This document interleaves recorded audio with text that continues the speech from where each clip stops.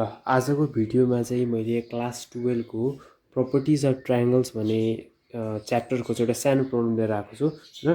अब यसमा चाहिँ मेन के भनेछ भने हामीलाई यो अप्सन गिभन दिएको छ हैन, यो चाहिँ हाम्रो एउटा क्वेशन दिएको छ हैन। अनि हामीले के प्रुभ गर्नु छ भन्दाखेरि एंगल सी चाहिँ 60 डिग्री हुन्छ भनेर प्रुभ गर्नु छ है। अब हामी क्वेशनपट्टि जाउँ। हेर क्वेशनमा हामीले के दिएको छ भन्दाखेरि 1/a + c + 1/b + c = 3/a + b + c दिएको छ। अब फर्स्टमा हामी के गरौँ भने एलसीएम लिन ट्राई गरौँ है। एलसीएम लिँदाखेरि के हुन्छ भन्दाखेरि हामी त यहाँ यो a + c यो b + c यता उतातिर गर्दा यो b + c प्लस यो a + c जति हुने भयो हैन। यहाँको चाहिँ त्यस्तोको त्यस्तै भयो a + b + c भयो। अब यसलाई अलिकति सल्भ गर्दाखेरि हामी यसबाट के गर्न सक्छौँ भन्दाखेरि अलिअलि सल्भ गर्दाखेरि चाहिँ यो भनेको यो यसलाई हामी 2c + a + b लेख्न सक्छौँ। अनि यसलाई चाहिँ हामी के लेख्न सक्छौँ भन्दाखेरि यो a + c / b + c = 3/a + b + c हो।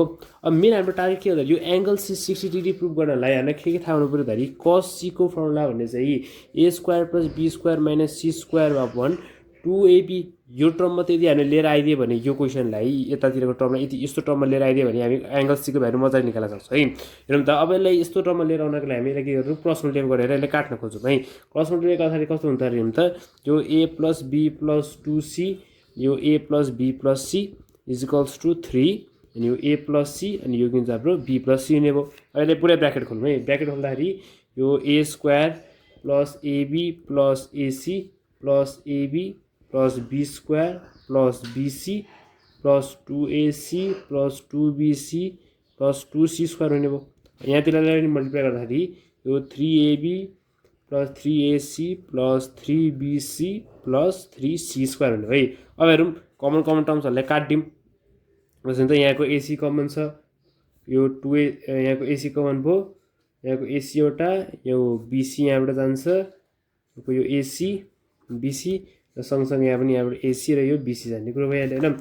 यति भएपछि अब हाम्रो कुन टर्म पऱ्यो भने त यो a² + b² + 2ab + 2c² बस्यो। अनि यतातिर चाहिँ के छ 3ab + 3c² बस्यो हैन।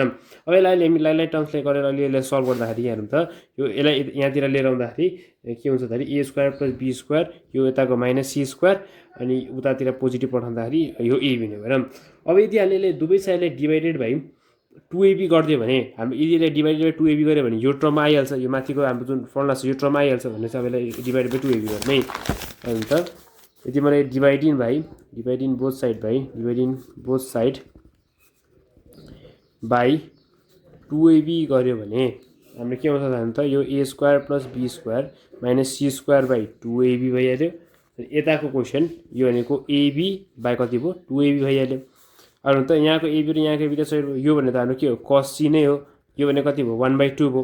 अब हामीले के थाहा छ त cos 60 डिग्री भनेको 1/2 हो भनेपछि यो भनेको हामी cos c = यो cos 60 डिग्री भइहाल्यो भनेपछि देयरफोर एंगल सी हाम्रो कति भयो 60 डिग्री प्रुभ भयो।